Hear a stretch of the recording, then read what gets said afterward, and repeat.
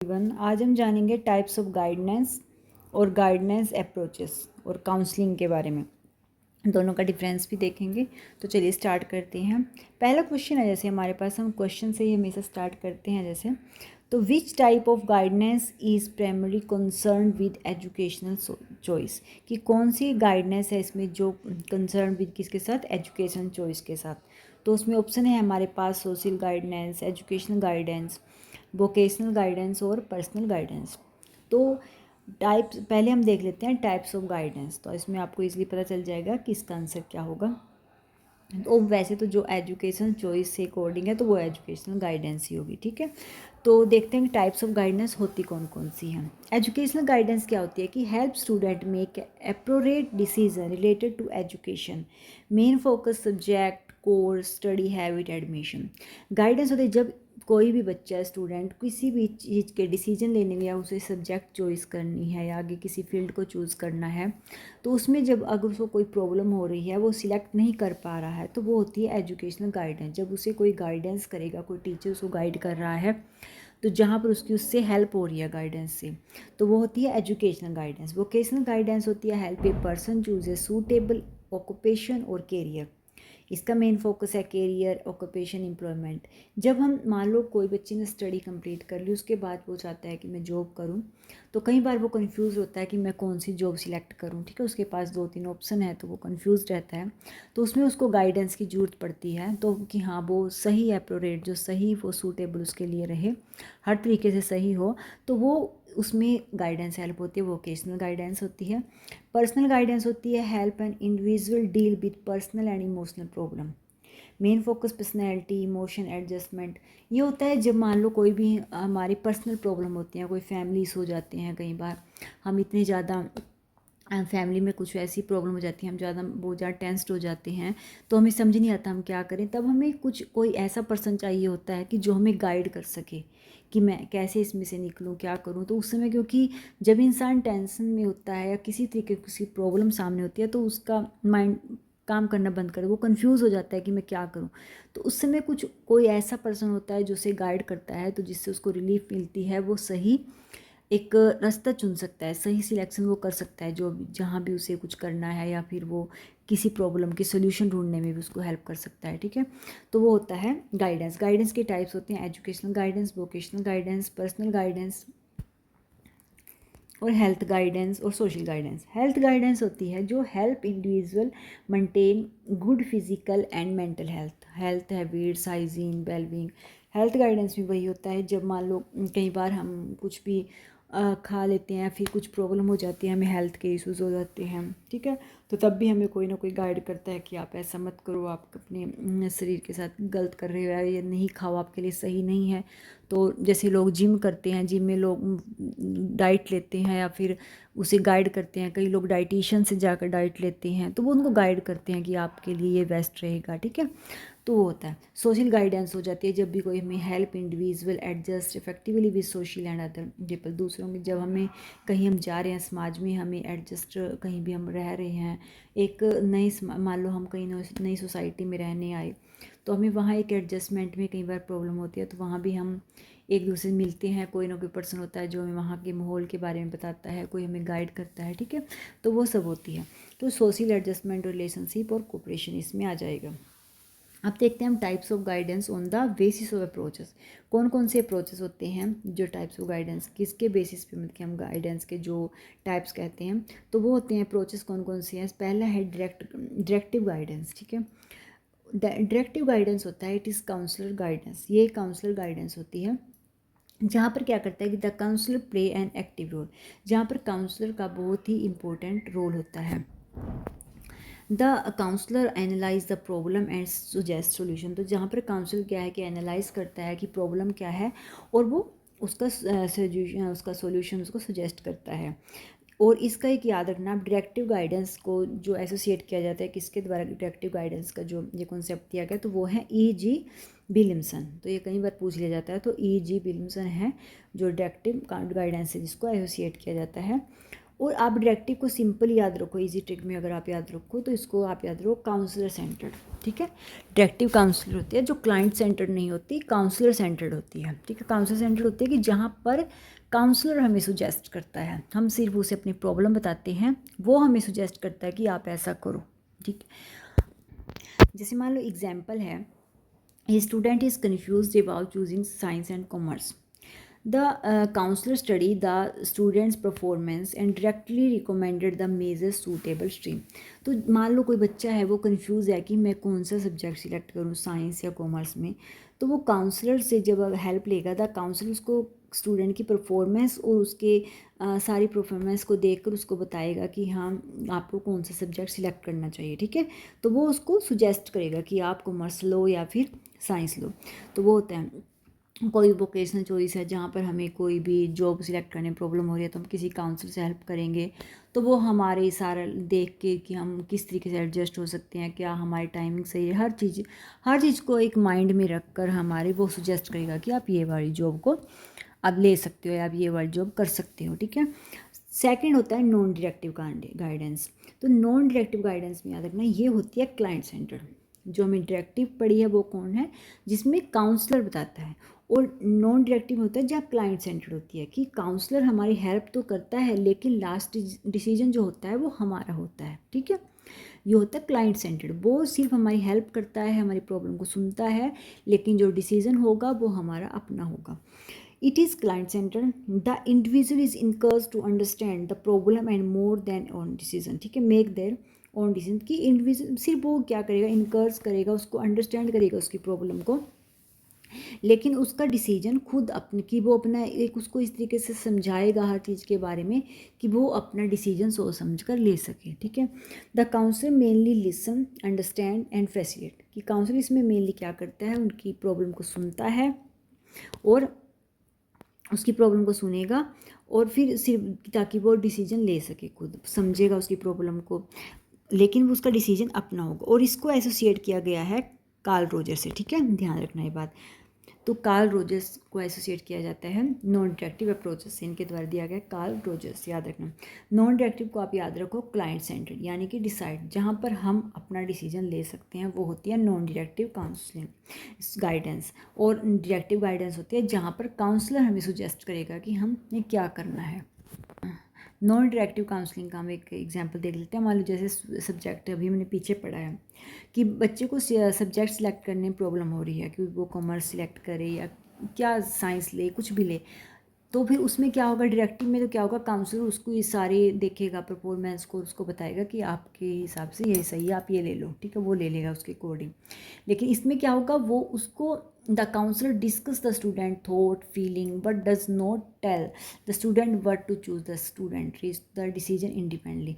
इसमें वो है कि वो उसकी सारे उसकी जो थॉट्स हैं, उसकी फीलिंग, सारी चीज़ को पूछेगा, उसके अच्छी तरीके से बात करेगा, लेकिन डिसीजन उसमें क्या होगा, इंडिपेंडेंटली वो क्लाइंट का होगा, यानी कि बच्चे का होगा कि वो क्या लेगा। वो उसको सिर्फ उसको बता देगा कि हाँ कॉमर्स आप लोगे तो आपको ये बेनिफिट होगा, या आप कॉमर्स के लिए आपको ये सब्जेक्ट आपको ज़्यादा जरूरी होगा आपको क्लियर करना, साइंस में आपके लिए यही बेनिफिट है आगे जाकर, वो सब बता देगा और उसकी प्रॉब्लम को समझ लेगा, उसकी फीलिंग को समझेगा, लेकिन डिसीजन उसमें क्या होगा, वो स्टूडेंट का अपना होगा, ठीक है, वो होता है नॉन डायरेक्टिव। थर्ड है एक्लेक्टिक गाइडेंस, यानी कि एफ.सी. थॉरन द्वारा जो दिया गया है, ये ध्यान रखना है किसके द्वारा कौन गाइडेंस दी गई है, एक एक्लेक्टिक एफ.सी. थॉरन। तो ये कॉम्बिनेशन है डायरेक्टिव और नॉन डायरेक्टिव गाइडेंस का। इसमें क्या करता है, counsellor use the approach that best suit the situation and the individual need. इसमें काउंसलर जो है अप्रोच है वो उसकी मतलब की प्रॉब्लम को सुनता है और उनको बेस्ट ऑप्शन बताता है। इसमें दोनों होते हैं। उसमें क्या होगा कि सिर्फ वो उसको उसके डायरेक्टिव में क्या है कि उसने काउंसलर के अकॉर्डिंग सब्जेक्ट सेलेक्ट कर लिया। नॉन डायरेक्टिव में क्या है कि उसने काउंसलर ने उसको समझाया दोनों सब्जेक्ट के बारे में, मान लो उसको 2-3 सब्जेक्ट में कन्फ्यूजन है, सबके बारे में वो एक्सप्लेनेशन में बताएगा उसको क्या कुछ होता है और उसकी फीलिंग को भी समझेगा, उसके थॉट्स को भी समझेगा, लेकिन उसका डिसीजन अपना होगा। इसमें क्या होगा कि वो राय भी देगा कि आप ये ले सकते हो, आपके लिए बेस्ट है, और उसकी फीलिंग को भी समझेगा, उस पर भी छोड़ेगा कि आपका डिसीजन भी है, और वो अपना डिसीजन भी बताएगा कि हाँ मेरे अकॉर्डिंग ये है, अब आपको जो सही लगे वो करें। तो इसमें होता है कि दोनों का एक कॉम्बिनेशन होता है। The counsellor was approach that best suit the situation and the individual, कि व्यक्ति की नीड के अनुसार उसकी सिचुएशन के अकॉर्डिंग वो उसको बताएगा। एक्लेक्टिक को याद रख सकते हो आप, कॉम्बिनेशन प्लस फ्लेक्सिबिलिटी। तो ये फ्लेक्सिबिलिटी होता है कि अपने अकॉर्डिंग जहाँ पर सिलेक्ट करने बच्चा वो सिलेक्ट भी कर सकता है, उसको ये कोई दबाव नहीं है कि वो काउंसलर के अकॉर्डिंग ही करेगा, और वो काउंसलर उसको सुजेस्ट भी हर चीज़ करेगा। तो मान लो जैसे सब्जेक्ट सिलेक्शन में हमने पढ़ा था ऊपर, उसमें वही है कि इसमें क्या होगा कि वो सब्जेक्ट के बारे में जैसे मैंने अभी बताया सब कुछ आपको बता देगा, लेकिन डिसीजन आपका भी होगा। स्टडी प्रॉब्लम में अब देखते हैं, जैसे एग्जांपल है कि student is struggling with study, उसको कोई स्ट्रगलिंग है मतलब स्टडी करते हुए, तो the counsellor first allow the student to explain the problem and then identify the difficulties and suggest a suitable study plan। तो काउंसलर इसमें क्या करेगा, पहले उसकी प्रॉब्लम भी सुनेगा, उसकी प्रॉब्लम सारी समस्या को समझेगा, ठीक है, कि क्या प्रॉब्लम है बच्चे को, किस चीज़ में दिक्कत हो रही है, और बाद में उसको एक जो सुजेस्ट भी करेगा कि आप ये स्टडी प्लान बनाओ अपना और आप इस तरीके से करो, और वो उसकी मर्जी है कि वो उस तरीके से करे या ना करे, ठीक है, वो उसको सारा बता देगा, ठीक है। तो ये होता है एक्लेक्टिक गाइडेंस। अब देख लेते हैं हम थोड़ा गाइडेंस और काउंसलिंग में डिफरेंस, कई बार पूछ लिया जाता है, वैसे इनमें कुछ ज़्यादा कुछ डिफरेंस नहीं है, लेकिन हम जो नियरली होता है उन्हीं में हमेशा कंफ्यूज हो जाते हैं, ठीक है। गाइडेंस क्या होती है कि help a person choose the right direction, कि गाइडेंस होती है जहाँ पर एक व्यक्ति को सही डायरेक्शन चूज़ करने में हेल्प मिलती है।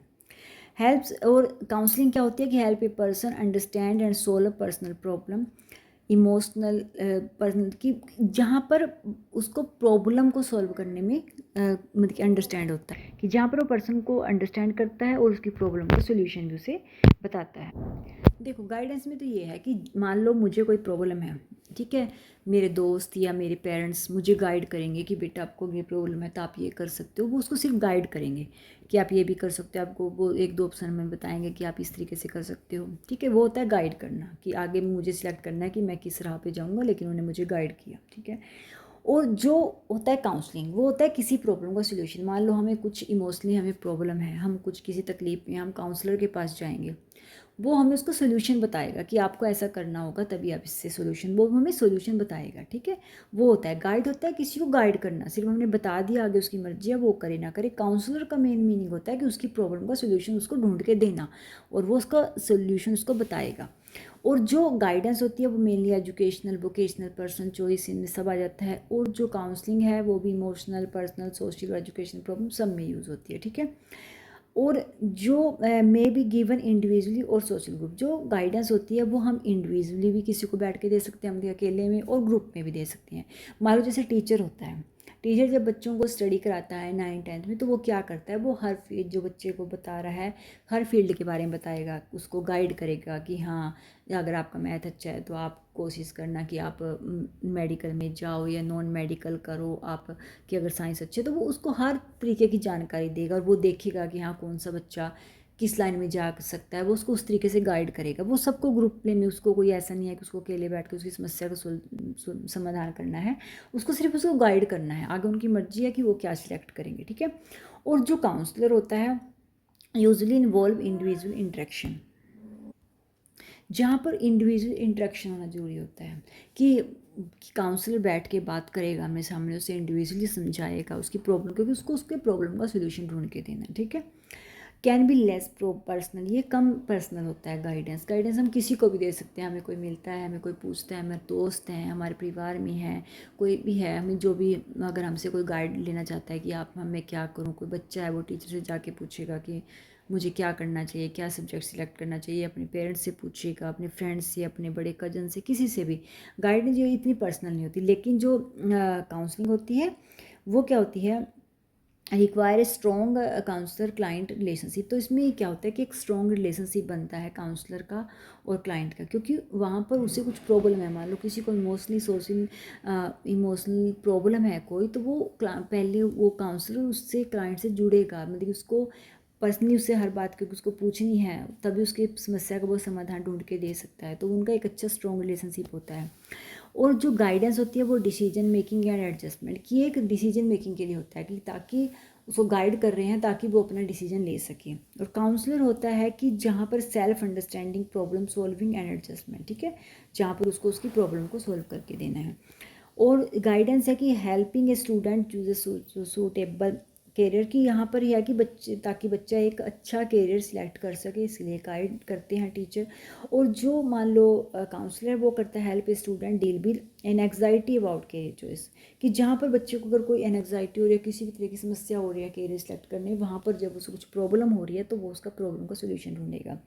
गाइडेंस याद रखो सिर्फ जो कि डायरेक्शनल, मतलब कि हम जो डायरेक्ट कर रही है, बस कि कोई भी चीज़ को हमें डायरेक्शन में, मतलब कि हमें चॉइस के लिए सिलेक्ट करना है हमें कुछ भी, ठीक है, तो उसके लिए।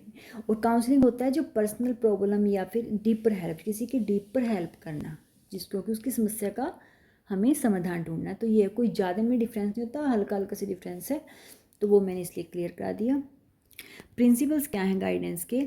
इंडिविजुअल डिफरेंस, क्योंकि गाइडेंस का क्या है कि इंडिविजुअल डिफरेंस होता है कि अगर मान लो हर बंदा अलग अलग है, क्योंकि हर किसी की प्रॉब्लम भी अलग है, हर किसी के सोचने का तरीका अलग है, काम करने की कैपेसिटी अलग है। तो गाइडेंस होती है कि मान लो कोई इंसान है आपसे पूछ रहा है कि मेरे पास 2-3 जॉब का ऑफ़र है, मैं क्या, आप मुझे क्या गाइड करोगे कि मैं क्या सिलेक्ट करूं, ठीक है, क्योंकि आपको उसको क्लियरली तो पता नहीं, लेकिन आपको पता है कि हाँ, आपके कोई फ्रेंड है, दोस्त है, आपको पता है कि कितनी कैपेसिटी है, कौन सा काम ज़्यादा कर सकता है, किस जॉब में ज़्यादा हार्ड वर्क है, तो वो उसके अकॉर्डिंग आप उसको हेल्प करोगे। आप उसके फैमिली को भी जानते हो कि वो कितना टाइम जॉब को दे सकता है, किस तरीके से वो कर सकता है, क्योंकि हर किसी का अलग अलग होता है, ठीक है। तो उसके अकॉर्डिंग, इंडिविजुअल डिफरेंस के अकॉर्डिंग गाइडेंस करना। होलिस्टिक डेवलपमेंट होता है कि उसका ओवरऑल सोच के, डेवलपमेंट देख के गाइड करना किसी को। Principle of continuity, continuous process होती है, क्योंकि गाइड कोई ऐसी चीज़ नहीं है कि हम किसी को नहीं, कॉन्टीन्यू होता है कि कभी भी कोई गाइडेंस कोई ये तो नहीं है हमें किसी प्रॉब्लम, किसी सोल्यूशन कोई भी हमसे आके गाइड ले सकता है, या हम भी किसी से गाइडेंस ले सकते हैं कि हमें लगता है कि हम किसी प्रॉब्लम में, समस्या में हम जूझ रहे हैं, तो हम क्या करते हैं, अपने फ्रेंड से बात करते हैं कि हमें क्या करना चाहिए यार, हम कंफ्यूज में हैं, तो वो सब होता है। Principle of universality, guidance would be available to all individual not only those with problem, की कोई गाइडेंस ऐसी चीज़ नहीं है कि जब कोई प्रॉब्लम में हो तभी हो, नॉर्मली में भी हम गाइड किसी से, ठीक है, गाइड कर सकते हैं। प्रिंसिपल ऑफ सेल्फ डायरेक्शन, ये बिकम, इसमें क्या होता है कि guidance should help individual become capable of moving their own decision. Guidance mainly इसलिए होती है कि ताकि वो अपना, आपको क्लियर करना है उसके सामने सब बातों को, उसको सिर्फ उसकी हर बात को सुनना है ध्यान से, उसको गाइड करना है ताकि वो अपना डिसीजन ले सके। Principle of choice, principle of individual need based on the personal, उसकी स्पेसिफिक जो नीड है, सर्कमस्टेंसेस, उसके अकॉर्डिंग उसको गाइड करना। Principle of cooperation, principle of flexibility, principle of confidentiality, principle evaluation, तो ये सब इसके प्रिंसिपल्स हैं। ये देखने में तो हमें ईजी से लगते हैं, लेकिन जब वो पेपर में आते हैं ना, बिल्कुल नियर के पॉइंट होते हैं, हमें लगता है सब सही है, राइट है, तो उनमें हम कंफ्यूज हो जाते हैं, तो इसलिए मैंने क्लियर करा दिया।